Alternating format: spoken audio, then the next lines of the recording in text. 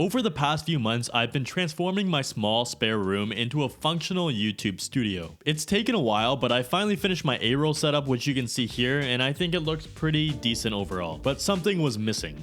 I needed a better desk for B-roll shots. That's where FlexiSpot came in and sent me their E6 Standing Desk. I'll show you why this desk is so great for my studio and how I use it, and maybe you could use it for your setup or workspace as well.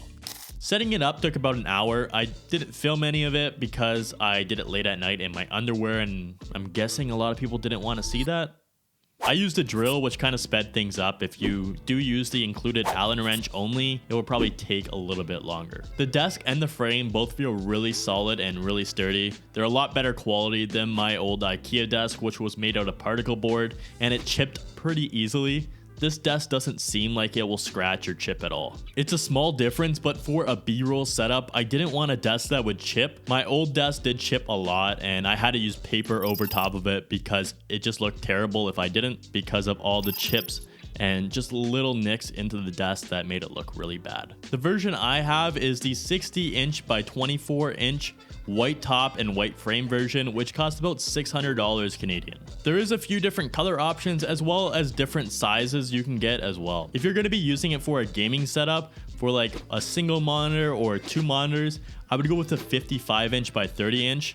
It's a little bit deeper, which I'd say is better for gaming because your monitor will be further away from you, which I think is better. If you're going to be using it for like a triple monitor setup or more, I would go with the 78-inch by 30. It's a lot longer, and it also works with the standing desk as well. The desk has height adjustments from 24.4 inches all the way up to 50 inches. So it works if you're a little bit shorter. I'm pretty sure like around 4 feet tall it would work.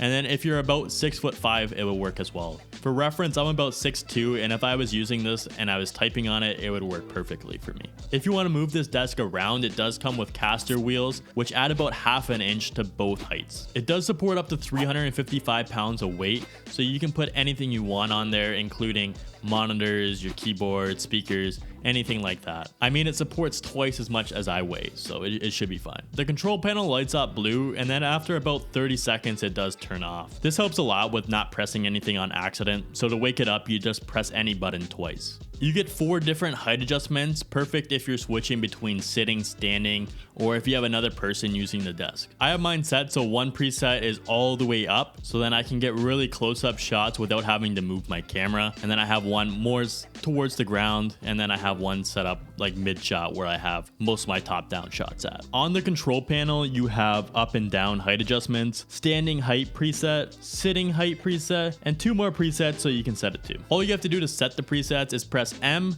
and then whatever preset you want it to save to, either standing, sitting, 3 or 4, and it will set it to whatever height the desk is at that time. It also has this thing they call anti-collision technology, which basically means when you're trying to adjust the height, if there's something under the desk, it won't get absolutely destroyed. Like if your chair is under the desk and you're trying to set it like really low or something like that, it just won't destroy anything. It will stop and raise up a little bit so it won't break anything. Cable management is decent, but if you wanted to get that ultra clean look for a gaming setup, I would get a cable tray or something like that off Amazon. You can get it for pretty cheap, and I would attach it under the desk so you can hide all of the cables. It would have been nice if they included a cable tray with the desk so you could attach it or something like that, because most people do want to hide all their cables. So now that the desk is set up, I'll show you how I use it in my workflow. So this is my B-roll setup that I got.